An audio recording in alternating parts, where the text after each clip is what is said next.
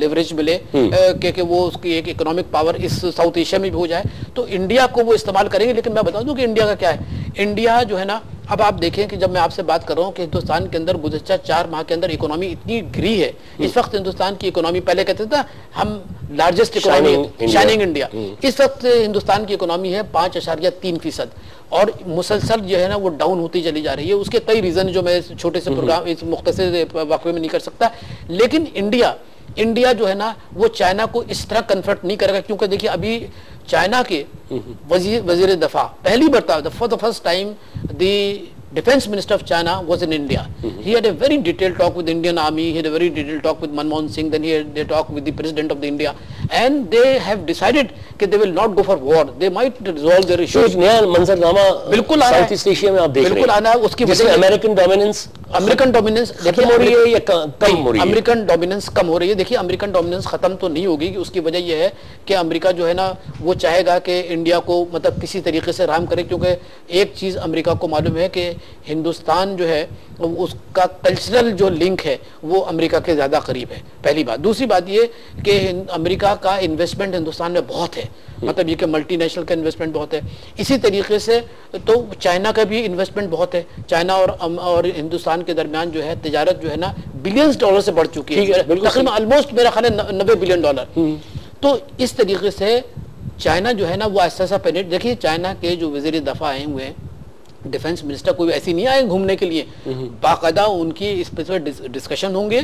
और उसके बाद ये कि वो चाइना को बाकायदा ये बताना भी चाहते हैं इंडिया को कि देखिए अगर आप लैकीज बन गए अमेरिकन के, तो फिर तो इस रीजन में जो है ना फिर तो कुछ भी नहीं होगा, फिर अगेन एक कोल्ड वॉर शुरू हो जाएगी। और ऐसी कोल्ड वॉर शुरू होगी कि जिसमें मैं समझता हूँ कि India with such a large population and half of the population of India is below the poverty line. So can India really sustain this sort of relationship with United states, जबकि India का हमेशा से role ये रहा कि anti imperialist role रहा non align nation के हवाले से।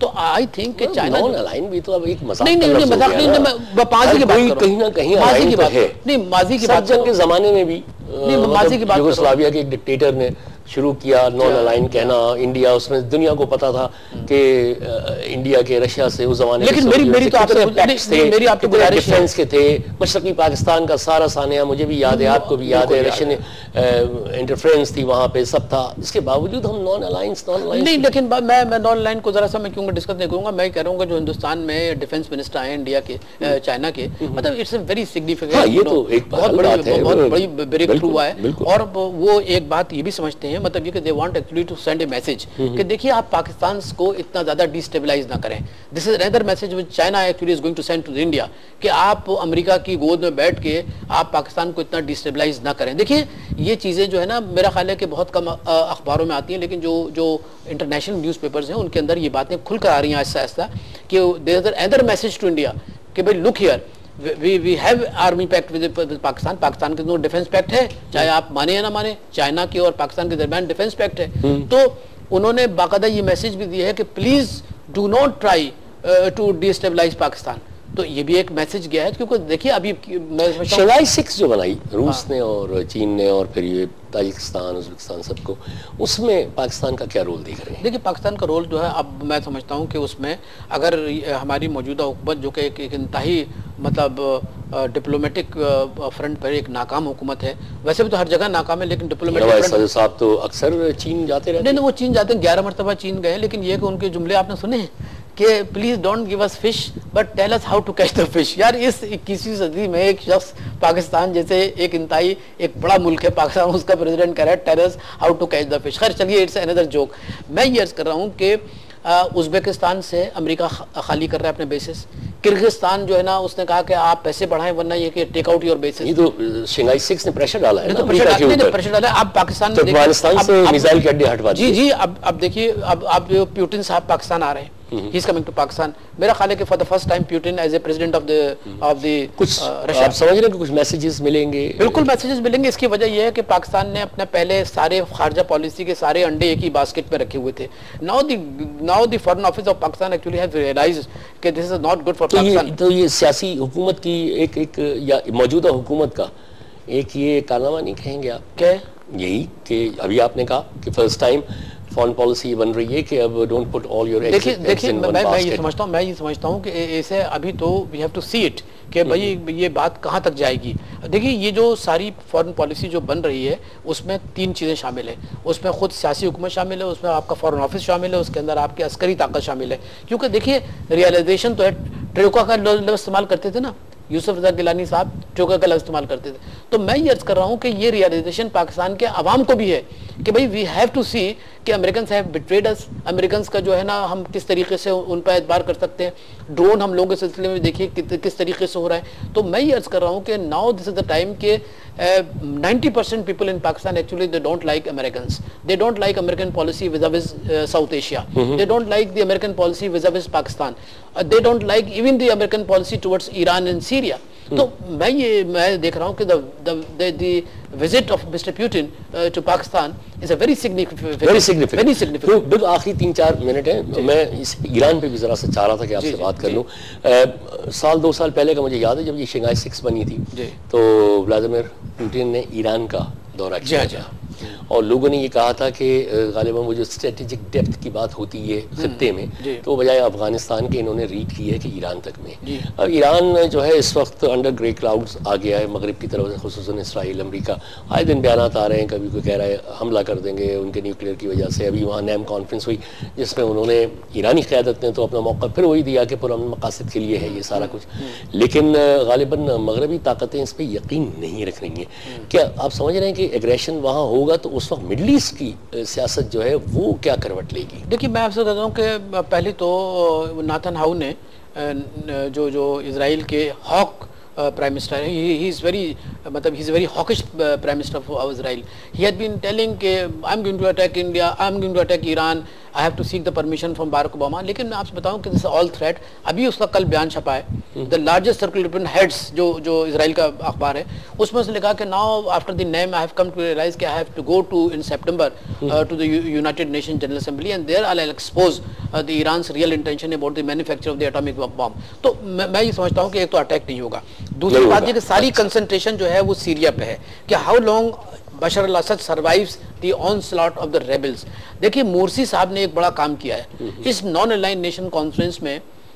इजिप्ट के मुंतखब सदर ब्रदरहुड के अखवानुल मुस्लिमीन के सदर ने मतलब ये कि ईरान की लाइन टो नहीं की। उन्होंने ये कहा कि हम ये चाहते हैं कि बशर अल-असद जो है वो इख्तिदार छोड़ दें और यह है कि जो भी हुकूमत हो या किसी भी नेगोशिएशन के तहत, यानी जो कोफी अन्नान का 6 नुकात है उसके तहत जो है वहाँ पे इलेक्शन कराए जाए। तो मोर्सी की जो ये तकरीर थी इट स्टन्ड द ईरानियंस। और एक मैं आपको बताऊं कि जो इंटरनेशनल मतलब ये कि घपला हुआ है जो कि ईरान से तवक्को नहीं थी, वो घपला ये हुआ कि जब मोर्सी ने ये कहा कि सीरिया में जो है ना अवाम मारे जा रहे हैं, बम्बार्डमेंट हो रही है, इस पर मतलब ये कि हमें बड़ी तशवीश है। तो वहाँ के जो इंटरप्रेटर थे उसने जानबूझ के ये कहा कि मोर्सी ने ये कहा कि जहाँ फ़लस्तीन पर जुल्म हो रहा है वहाँ बहरीन पे भी जुल्म हो रहा है। जब मोर्सी को बताया ना तो मोर्सी साहब ने कहा कि आई वुड लाइक टू सी अल जजीरा। उन्होंने कहा मुझे अल जजीरा पर बड़ा एतमार है। अल जजीरा ने बताया तो उसमें उन्होंने कहा था कि मोर्सी साहब की स्पीच थी कि I am very much concerned about the Palestinian situation where Israel is going to always going to attack. और उन्होंने कहा कि मैं सीरिया के सिलसिले में, आप यकीन करें कि ईरान की हुकूमत को they had to cut a very sorry figure कि ये एक प्रेसिडेंट की, elected president of the Egypt, उसकी जो तकरीर है उसको बाकायदा के उसमें अच्छा बहरीन का कोई जिक्र भी नहीं था।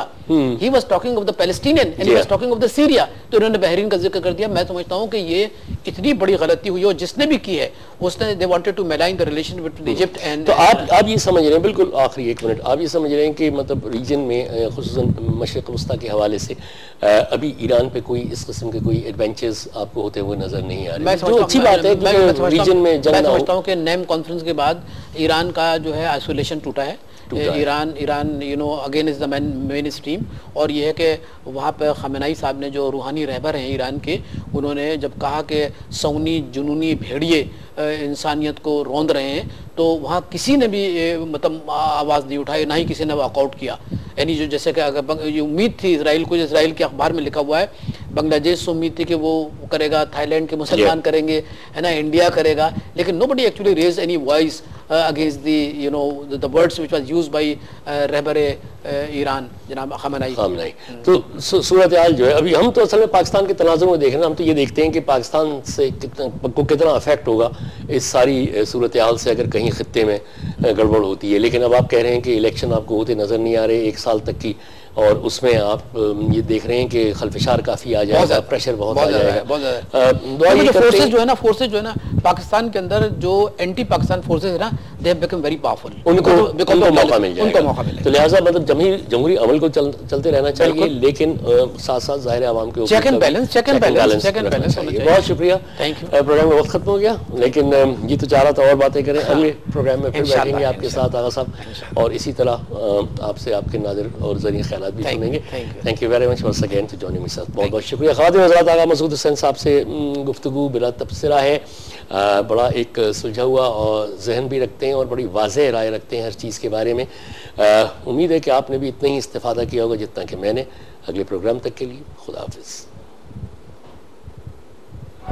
हर एक उल अम्र को सदा दो कि अपनी फ़र्द अमल संभाले, उठेगा जब जम में सरफरोशा, पड़ेंगे दारो रस्म के डाले, कोई न होगा जो बचा ले, जज़ा सज़ा सब यहीं पे होगी,